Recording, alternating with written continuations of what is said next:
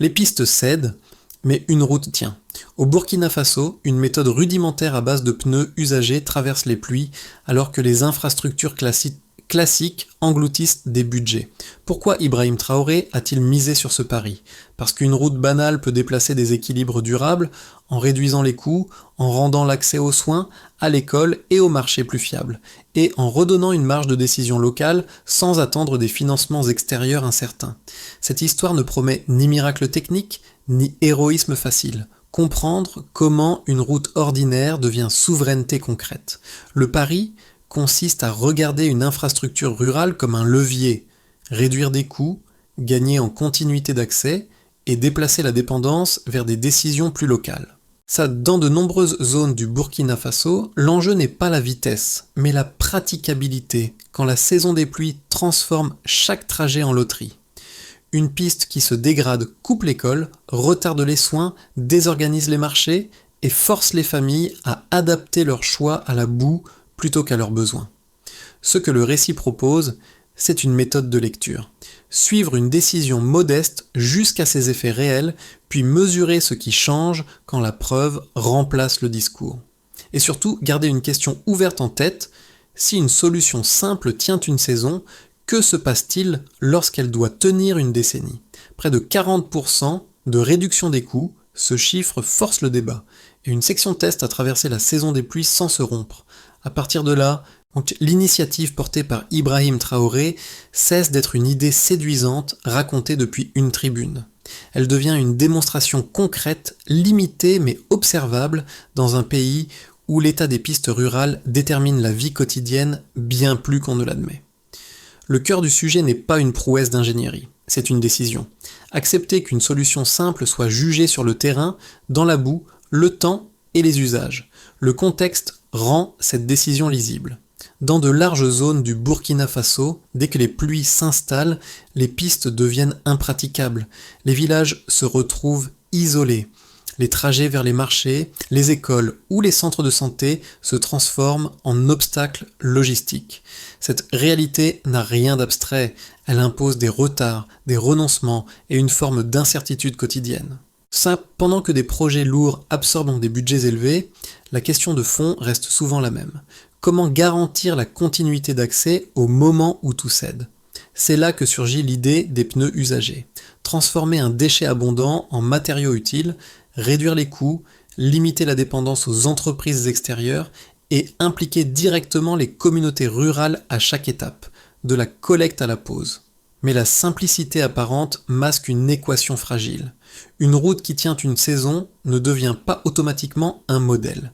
Il faut qu'elle résiste, qu'elle s'intègre aux pratiques locales et qu'elle reste économiquement viable dans la durée. À ce stade, Ibrahim Traoré apparaît moins comme l'inventeur d'une technique que comme l'arbitre d'un risque assumé. S'il réussit, il ouvre une brèche. S'il échoue, il renforce durablement les modèles dominants. Et c'est précisément cette tension qui donne son poids à la preuve. Que vaut un résultat partiel lorsqu'il oblige déjà à reconsidérer l'évidence? Le récit quitte les annonces pour suivre un acteur de terrain presque invisible dans les discours officiels. Ce n'est ni un ministre, ni un expert international, mais un chef d'équipe locale chargé d'organiser la collecte et la préparation des pneus. Son travail est concret. Convaincre les habitants de participer, coordonner des points de dépôt, puis synchroniser le rythme de la collecte avec celui du chantier.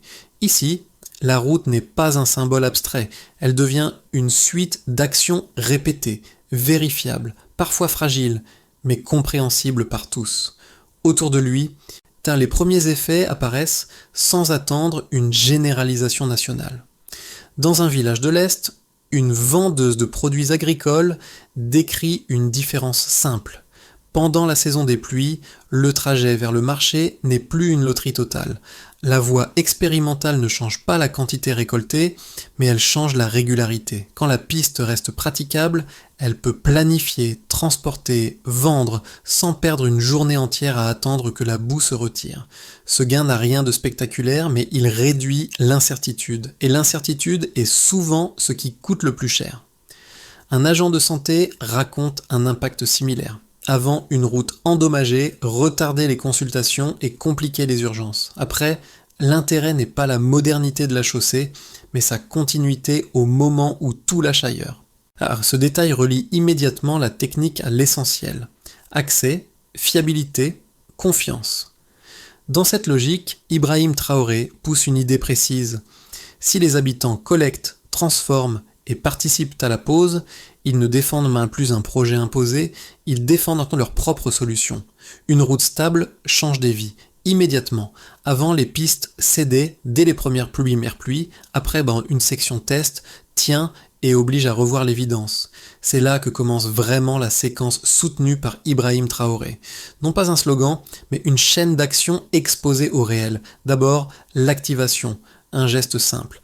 Transformer un déchet en ressource. Des pneus usagés, promis à la décharge ou au brûlage, deviennent un matériau à collecter. Des points de dépôt apparaissent. Des équipes locales sont mobilisées. Les habitants apprennent à trier, nettoyer, préparer. Tout paraît rudimentaire, mais rien n'est improvisé, car une vérité s'impose vite. Sans logistique régulière, il n'y a pas de route, et sans route, il n'y a aucune preuve à défendre. La collecte n'est pas un détail, c'est le socle. Elle demande des horaires, des itinéraires, une discipline. Elle révèle aussi une tension. L'idée peut être brillante, mais elle échoue si le flux se brise. Puis vient la construction. Les premiers mètres posés attirent l'attention précisément parce qu'ils rompent avec l'habitude. Les méthodes classiques, coûteuses et dépendantes d'acteurs extérieurs servent de comparaison implicite. Ici, on travaille avec ce qui est disponible sur place. La route devient un acte collectif, visible, presque pédagogique. Chaque étape met une question sur la table. La simplicité est-elle une faiblesse ou une force quand le financement extérieur est incertain ? Dans cette phase, Ibrahim Traoré ne cherche pas à célébrer une innovation. Il cherche à produire une scène testable. Quelque chose que l'on peut observer, discuter, contester, c'est une stratégie de preuve. Réduire l'espace des opinions, élargir celui des faits. Ensuite, le moment que personne ne peut contourner, la saison des pluies. Elle agit comme un juge brutal. Elle ne respecte ni les discours, ni les promesses. Elle révèle ce qui tient et ce qui cède. Là où des pistes traditionnelles se fissurent ou disparaissent sous l'eau, la section en pneus traverse les intempéries sans dommages majeurs. La tension monte, parce que l'hypothèse fragile devient un résultat observable. Le projet cesse d'être rejeté par principe. Il devient débattu, point par point, comme une option qui dérange les réflexes. Et au centre de ce basculement, une question s'ouvre pour le spectateur. Si la pluie ne détruit pas l'ouvrage, qu'est-ce qui pourrait encore le faire échouer ? Le climax arrive avec les premières comparaisons économiques. Un chiffre change la conversation. Près de 40% de réduction des coûts de construction par rapport aux méthodes classiques. Assez pour imaginer, à budget constant, plus de kilomètres rendus praticables sans attendre un bailleur incertain. Assez pour contraindre les sceptiques à regarder les faits avant les habitudes. Un second chiffre s'ajoute, environ 30% de baisse des coûts d'entretien, ce qui touche un point rarement maîtrisé, celui de la maintenance dans la durée.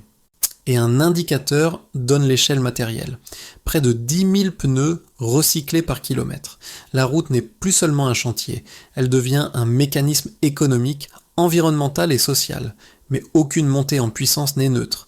Les contre-mouvements apparaissent. Des entreprises de construction sentent leur position fragilisée. Les critiques se durcissent. On parle de durabilité à long terme, de sécurité, de normes. La route quitte alors le village pour entrer dans un espace plus conflictuel où crédibilité technique et intérêts économiques s'affrontent. C'est l'après-choc. Le débat s'élargit et la décision de Ibrahim Traoré devient un enjeu public. Alors, la question n'est plus seulement « est-ce que ça marche ?» C'est « qui a intérêt à ce que ça ne marche pas ?» Les routes rurales classiques absorbent des budgets élevés pour une durabilité limitée. Avec des pneus recyclés, le récit annonce un basculement mesurable vers des coûts nettement plus bas. Un premier repère s'impose, près de 40% de réduction des coûts de construction. Cette baisse signifie plus de kilomètres praticables à budget constant. Dans un pays où les enveloppes publiques sont contraintes, ce chiffre ne sert pas seulement à impressionner, il modifie l'arbitrage. Une méthode qui coûte moins cher déplace la question du peut-on financer vers le peut-on étendre, et l'extension ici n'est pas un luxe. C'est la différence entre des villages reliés toute l'année et des villages isolés dès que la pluie arrive. Le récit insiste sur un point essentiel. L'économie annoncée force les sceptiques à regarder les faits avant les réflexes. Ce n'est pas une promesse générale. C'est une comparaison directe avec les méthodes dominantes, assez large pour changer l'ordre des priorités. Un deuxième repère s'ajoute, environ 30% de baisse des coûts d'entretien. L'entretien devient soutenable au lieu d'être la faiblesse chronique des pistes. Ce chiffre est crucial parce qu'il touche le nerf des infrastructures rurales. La maintenance. Construire une route est une chose, la maintenir fonctionnelle, saison après saison, en est une autre. Une réduction des coûts d'entretien suggère que l'effort ne se concentre plus uniquement sur le chantier initial, mais sur la capacité à réparer vite, localement, sans attendre une intervention extérieure. Dans la logique portée par Ibrahim Traoré, cela renforce l'idée que la décision n'est pas seulement technique, elle vise une continuité d'accès. Or, la continuité est ce qui change concrètement les vies. Consultation médicale possible, école accessible, marché atteignable, même quand les pistes ordinaires s'effondrent. Un troisième repère complète l'ensemble. Près de 10 000 pneus recyclés par kilomètre. Ce volume transforme un déchet encombrant en ressource utile durable. Ce chiffre donne une échelle tangible à la dimension environnementale et logistique. Il ne s'agit pas seulement de recycler pour recycler. Il s'agit de créer un flux, une organisation, un rythme régulier de collecte et de préparation, sans lequel la méthode s'écroule. En d'autres termes, la route est aussi un système. Elle dépend de la capacité à récupérer, en trier, nettoyer, préparer, puis poser. C'est pourquoi le récit parle d'une équation fragile. Si un seul maillon casse, l'ensemble perd sa crédibilité, même si la section pilote a résisté aux pluies. Ces trois données ne prétendent pas clore le débat, elles déplacent le terrain de discussion. On ne compare plus une idée ingénieuse à des normes établies, on compare des performances observées à des pratiques dominantes. Dans cette optique, Ibrahim Traoré met en avant les chiffres comme des repères, pas comme une célébration. Ils servent à tester la méthode, pas à la sanctifier. La preuve reste partielle, mais cohérente. Économies annoncées, résistance constatée, volume recyclé, mesurable. Et c'est précisément cette cohérence qui rend la question finale impossible à éviter. La même équation tiendra-t-elle au-delà du pilote, ou sur la durée, et dans des conditions d'usage plus variées? Les opposants au projet avancent d'abord un argument technique difficile à balayer. Selon eux, une route conçue à partir de pneus recyclés peut fonctionner sur un tronçon pilote, mais elle risque de ne pas répondre aux exigences de durabilité dès que les contraintes se durcissent. Trafic plus dense, sollicitations répétées, épisodes climatiques extrêmes prolongés. La résistance observée sur une seule saison des pluies, disent-ils, ne garantit pas une performance stable sur plusieurs années. Leur point est simple, une preuve initiale peut masquer une fragilité lente, invisible au début, mais coûteuse ensuite. Ils ajoutent un second argument, plus institutionnel, la sécurité et la normalisation. Les méthodes traditionnelles s'appuient sur des standards internationaux éprouvés, tandis que cette approche reste marginale et peu certifiée. Sans cadre réglementaire clair, sans validation indépendante sur le long terme, généraliser la méthode exposerait l'État à des risques juridiques et financiers. Même une initiative économiquement séduisante peut devenir vulnérable si elle se heurte à une contestation sur les normes, ou si un incident suffit à discréditer l'ensemble. Ces objections ne sont pas fantaisistes. Elles rappellent que l'infrastructure ne se juge pas à l'enthousiasme, mais à la durée. La réponse des défenseurs du projet repose alors sur un contrepoint précis, issu du récit lui-même. L'objectif n'est pas de créer des autoroutes à trafic intensif, mais de rendre praticables des axes ruraux où la priorité est la continuité d'accès pendant la saison des pluies. Le critère n'est pas la vitesse ni le volume, mais la fiabilité au moment où tout cède ailleurs. Dans cette perspective, une solution adaptée peut être plus pertinente qu'une solution parfaite, mais inaccessible. Le débat se déplace alors vers des conditions d'usage et des conditions de reproduction. Si la méthode permet une réduction proche de 40% des coûts de construction, elle ouvre une marge d'action. À budget constant, davantage de kilomètres peuvent être traitées sans dépendre d'un financement extérieur incertain.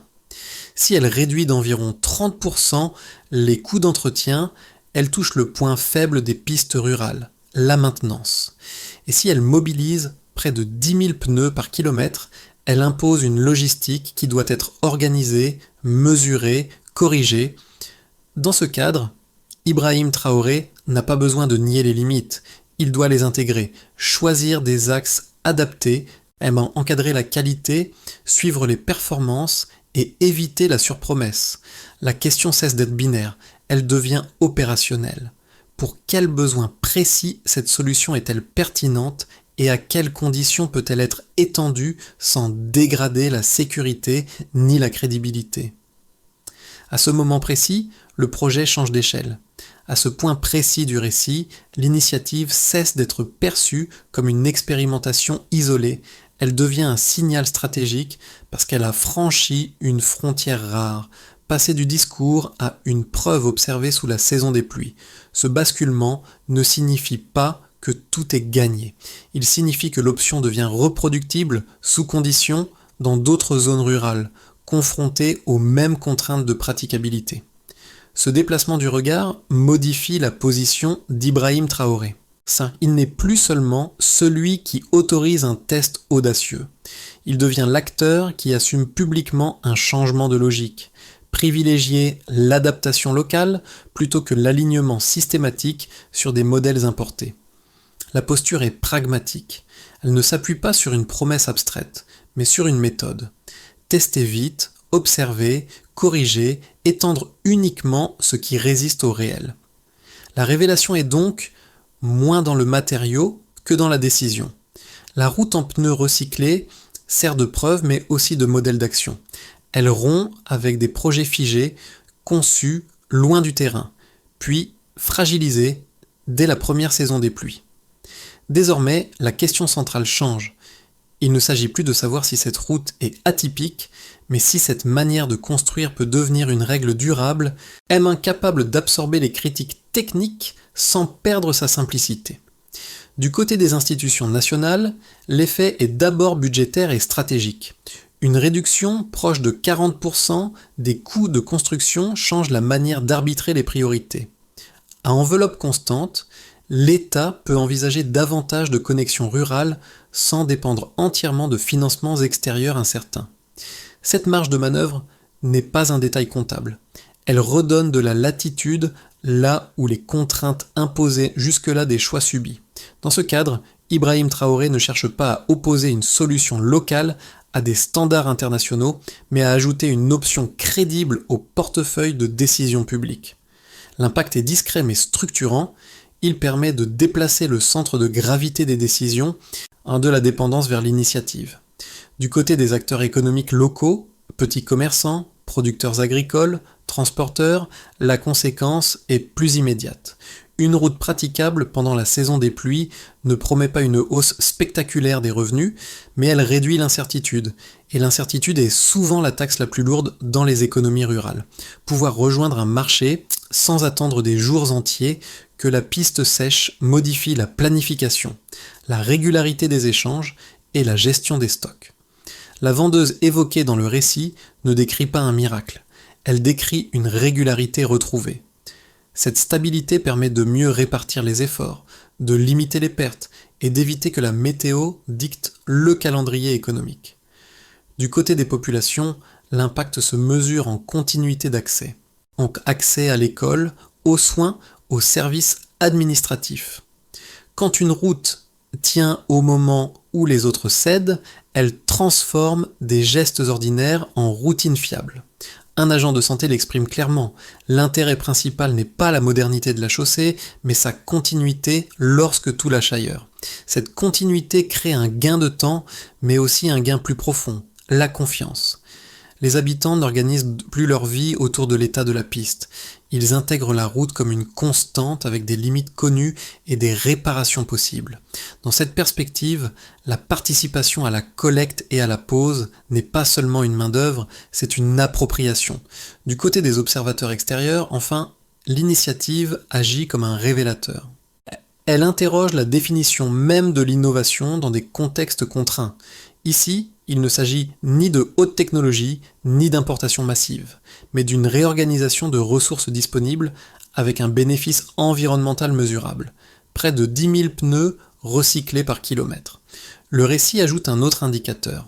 Environ 70% des travailleurs impliqués seraient issus des communautés concernées. Cela donne à la route une dimension supplémentaire. Montée en compétences, emploi local et circulation d'un savoir-faire qui ne dépend pas exclusivement d'acteurs extérieurs. Ces effets ne constituent pas une victoire définitive. Ils dessinent un champ de possibles. Le projet soutenu par Ibrahim Traoré montre que l'impact réel ne se mesure pas uniquement en kilomètres construits, mais en capacités nouvelles, décider, maintenir, adapter. À ce stade, la route ne change pas tout. Elle change suffisamment pour obliger à regarder autrement ce qui semblait immuable. À 6 ou 12 mois, l'initiative peut suivre plusieurs trajectoires sans qu'il soit nécessaire d'en prédire la probabilité. Ce qui compte, c'est d'identifier les conditions qui rendent chacune crédible et les points de rupture qui peuvent la faire basculer. D'abord, un scénario de base, consolidation progressive. Les tronçons pilotes sont stabilisés, puis étendus par grappes dans les zones où la praticabilité pendant la saison des pluies reste l'enjeu principal. La méthode avance sans rupture. Villages, axes secondaires, connexion vers marché, écoles et centres de santé. L'attention se déplace vers la qualité de la préparation, des routines d'entretien et une organisation fiable de la collecte. Si chaque maillon reste cohérent, le modèle gagne en légitimité non par un discours, mais par l'accumulation de preuves fonctionnelles. Dans ce cadre, Ibrahim Traoré obtient un avantage, du temps pour mesurer, corriger et élargir seulement ce qui tient. Ensuite, un scénario optimiste, accélération et diffusion. L'adhésion locale se renforce, les centres de collecte se multiplient et la méthode devient un symbole de développement durable, lisible et exportable. Les formations s'élargissent, l'emploi local se consolide et les économies réalisées sur la construction et l'entretien libèrent des marges pour d'autres priorités publiques. Le projet commence alors à dépasser le cadre national. D'autres pays confrontés aux mêmes contraintes observent, comparent et s'interrogent. Cette trajectoire ne repose pas sur un miracle technique, mais sur la capacité à standardiser les procédures sans perdre l'adaptation au terrain. Enfin, un scénario défavorable. Résistance et fragilisation. Les critiques techniques et réglementaires s'intensifient et une difficulté logistique suffit à désorganiser la chaîne. Flux de pneus irréguliers, coordination fragile, accès limité à certaines zones. Une défaillance visible peut casser la confiance plus vite qu'une série de réussites ne la construit.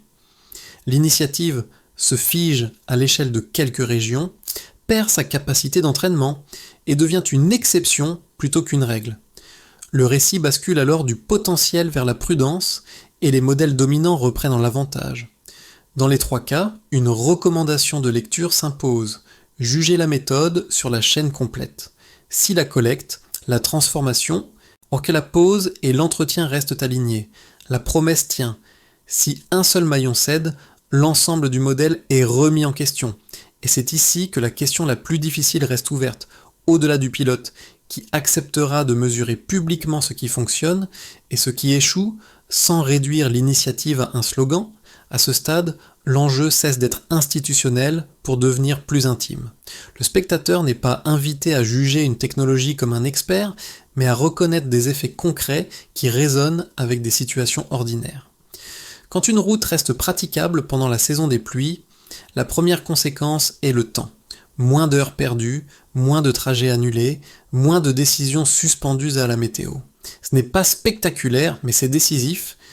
Parce que le quotidien se construit sur la répétition, pas sur l'exception. Pour une famille, cela signifie pouvoir planifier une consultation médicale sans parier sur l'état de la piste. Pour un élève, rejoindre l'école avec régularité au lieu d'alterner présence et absence.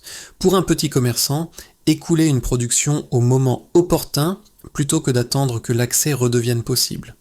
Ces changements, pris isolément, semblent modestes. Ensemble, ils modifient la manière de vivre un territoire. On ne négocie plus chaque déplacement comme un risque, on le traite comme une routine. Un autre effet, plus discret, concerne la confiance. Lorsque les habitants participent à la collecte et à la mise en place, ils comprennent la logique du projet. La route n'est plus un objet extérieur dont on subit l'état, ni une promesse venue d'ailleurs. Elle devient un bien collectif dont on connaît les conditions de maintien, les limites et les gestes nécessaires. Cette compréhension réduit la dépendance passive et renforce l'appropriation.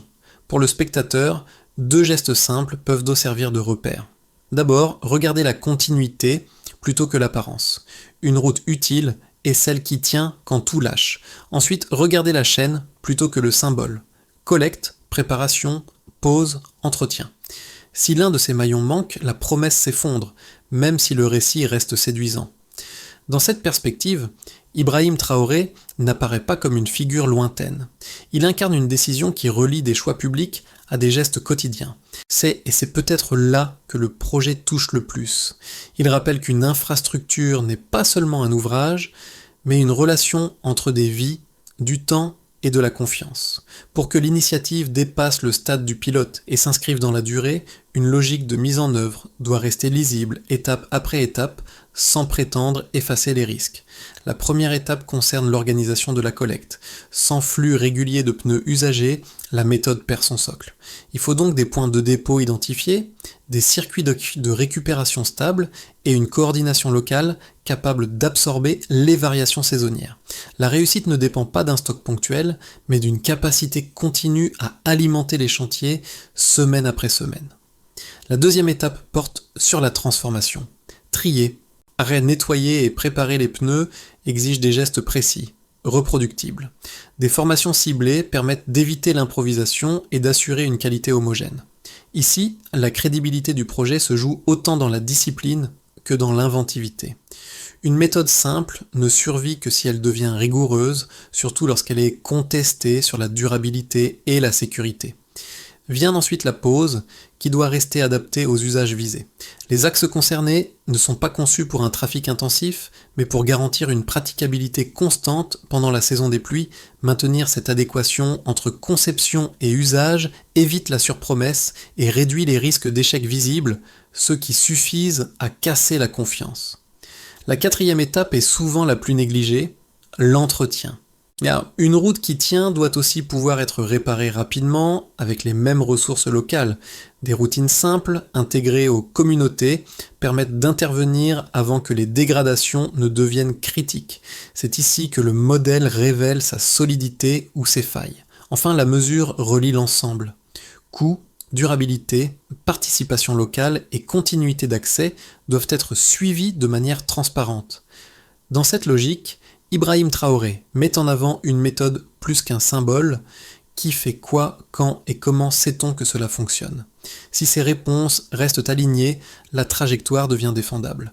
Le récit revient à ce qui semblait secondaire au départ. Une route, un village, un trajet redevenu possible quand tout autour se dégrade.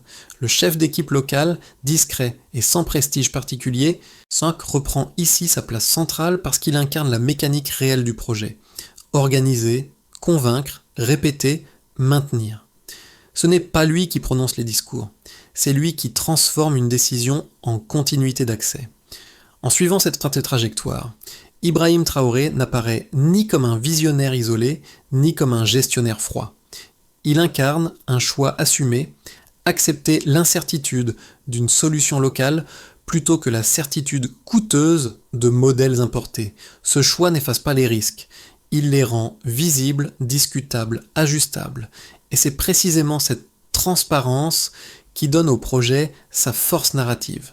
Une méthode ne devient crédible que lorsqu'elle accepte d'être testée, corrigée, contredite. La route en pneus recyclés n'est pas présentée comme une réponse universelle. Elle agit comme un miroir. Elle renvoie une question simple à chaque observateur. Que se passe-t-il quand une communauté peut réparer, maintenir et comprendre ce qui la relie au reste du pays? À cet instant, l'infrastructure cesse d'être abstraite. Elle devient relationnelle. Une phrase reste comme un clou. Quand une route tient, la promesse devient crédible. Cette histoire ne demande ni adhésion immédiate, ni verdict définitif. Elle invite à un déplacement du regard. Observer comment une solution locale imparfaite mais fonctionnelle, peut réorganiser des priorités longtemps considérées comme figées. La route en pneus recyclés n'impose pas un modèle universel. Elle propose une expérience lisible, critiquable et améliorable. Et c'est précisément ce caractère vérifiable qui la rend utile. À travers ce projet, une question plus large s'installe. Comment juger une initiative publique ? Par son élégance technique, par son alignement avec des standards internationaux, ou par sa capacité à résoudre un problème concret là où il se pose réellement. L'exemple du Burkina Faso suggère que ces critères peuvent entrer en tension et que le choix n'est jamais neutre. Pour le spectateur, l'enjeu n'est pas d'applaudir ou de rejeter, mais d'apprendre à distinguer une réussite symbolique d'une réussite durable. Une route qui tient une saison est un signal. Une méthode qui se répète, se transmet et se corrige devient un modèle possible. La discussion reste ouverte et c'est là sa valeur. Elle oblige à regarder la chaîne complète et pas seulement l'idée. Si ce type d'approche vous intéresse, quelles autres décisions publiques mériteraient, selon vous, afin d'être jugées d'abord sur la preuve locale plutôt que sur la réputation des modèles importés,